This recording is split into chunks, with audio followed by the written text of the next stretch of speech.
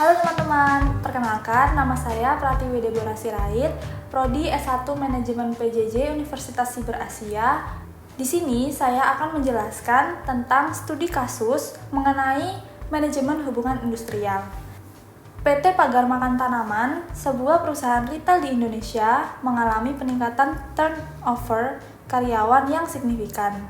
Banyak karyawan mengundurkan diri karena merasa tidak puas dengan sistem penggajian dan kurangnya perhatian terhadap keseimbangan kerja dan kehidupan atau work-life balance.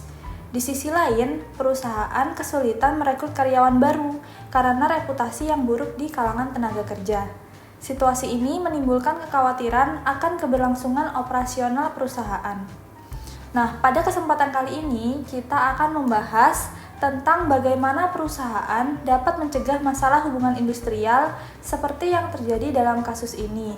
Lalu kita juga akan membahas peran serikat pekerja dan manajemen dalam menciptakan lingkungan kerja yang kondusif. Lalu selanjutnya adalah apa rekomendasi kebijakan berbasis praktik terbaik dalam manajemen hubungan industrial. Kronologi dari kasus ini terdapat dua penyebab perselisihan atau permasalahan ini.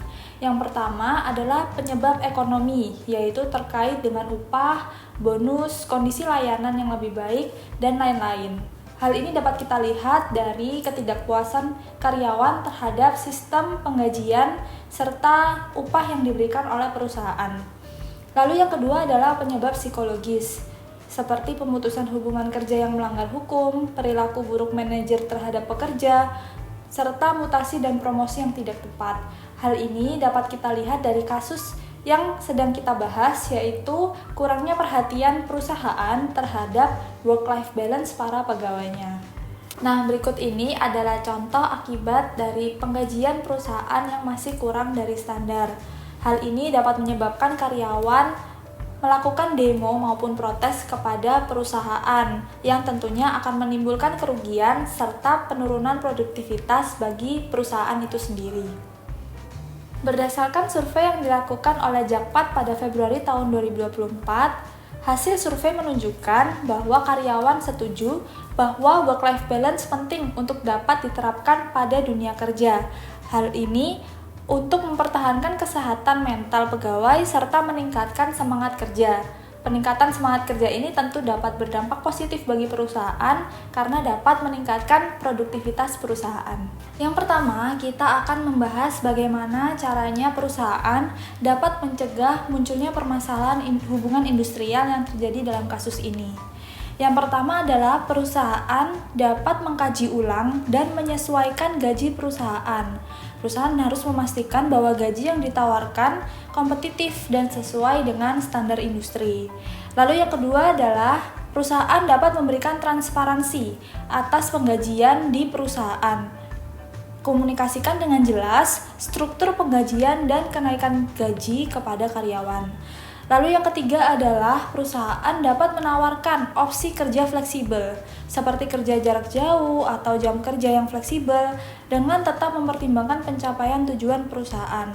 Lalu yang keempat adalah berikan program kesejahteraan karyawan, seperti program kesehatan, rekreasi, dan dukungan mental untuk karyawan agar tercapai work-life balance.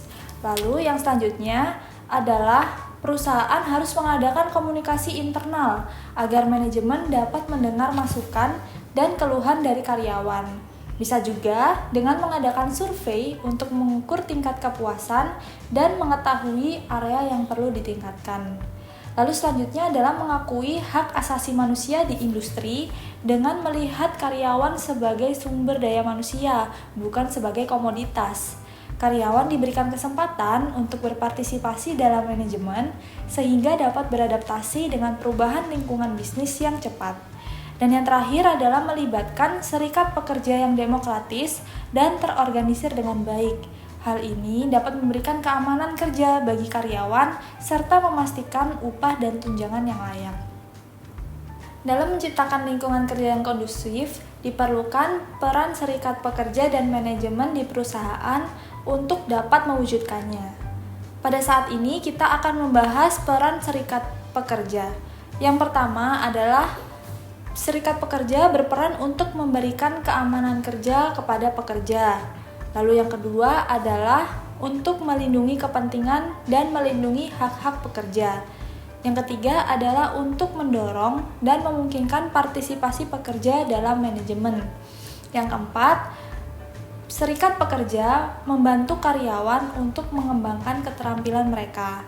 Yang kelima, serikat pekerja dapat bekerja sama dengan manajemen pada saat krisis. Dan yang keenam adalah serikat pekerja dapat bernegosiasi dengan manajemen tentang konflik industri.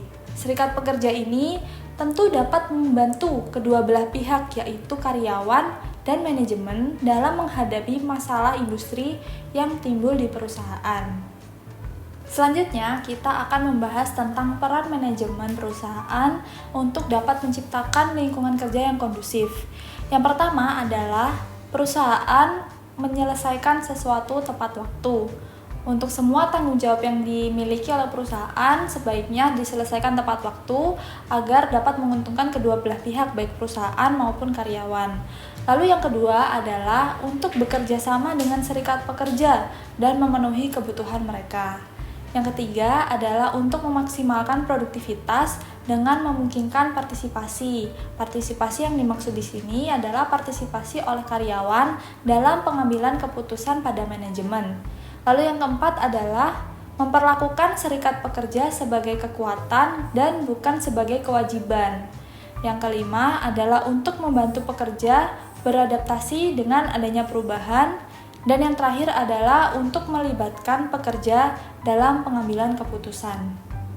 Selanjutnya, kita akan membahas tentang rekomendasi kebijakan berbasis praktik terbaik yang dapat dilakukan oleh perusahaan untuk mencegah maupun menanggulangi adanya permasalahan ini. Kebijakan yang pertama adalah kebijakan benchmarking. Benchmarking yaitu membandingkan gaji pada perusahaan dengan perusahaan lainnya yang sejenis. Gaji yang terlalu rendah daripada gaji perusahaan lain yang sejenis tentu membuat karyawan demotivasi dalam melakukan pekerjaannya. Selain itu, bisa juga dengan menawarkan insentif dan bonus berbasis kinerja untuk meningkatkan motivasi kerja para pegawai dan sebagai bentuk pemberian upah yang sepadan. Kebijakan kedua yang dapat dilakukan oleh perusahaan yaitu tentang kesejahteraan pegawai. Implementasi program peningkatan kesejahteraan pegawai seperti program rekreasi rutin, pemberian apresiasi maupun penghargaan terhadap pegawai yang berkinerja sangat baik, kegiatan ataupun dukungan konseling terhadap kesehatan mental pegawai, serta agenda lainnya yang dapat mengalihkan perhatian sejenak dari pekerjaan sehari-hari. Hal ini menunjukkan concern perusahaan terhadap kehidupan dan pekerjaan pegawainya. Lalu kebijakan yang ketiga adalah pelatihan pimpinan. Manajemen, khususnya manajemen tingkat atas, dapat diberikan pelatihan maupun peningkatan wawasan terkait pelatihan pengawasan dan gaya kepemimpinan yang dapat diterima oleh karyawan. Dan di sisi lain tetap dapat memberikan output yang optimal bagi perusahaan. Kebijakan yang ketiga adalah perusahaan sebaiknya mulai melibatkan karyawan dalam pengambilan keputusan manajemen melalui keikutsertaan rapat maupun media lain yang dapat dimanfaatkan karyawan untuk menyampaikan usulan dan pendapat bagi perusahaan. Nah, di sini dibutuhkan komitmen perusahaan untuk melakukan langkah-langkah perbaikan tersebut agar citra perusahaan menjadi baik di kalangan tenaga kerja. Hal ini memungkinkan perusahaan untuk merekrut tenaga kerja yang lebih baik, bersemangat tinggi, dan dapat meningkatkan produktivitas perusahaan. Pada kasus yang kita bahas pada hari ini, PT Pagar Makan Tanaman mengalami peningkatan turnover karyawan karena ketidakpuasan terhadap sistem penggajian dan kurangnya perhatian terhadap keseimbangan kerja dan kehidupan. Perusahaan juga kesulitan merekrut karyawan baru karena reputasinya yang buruk.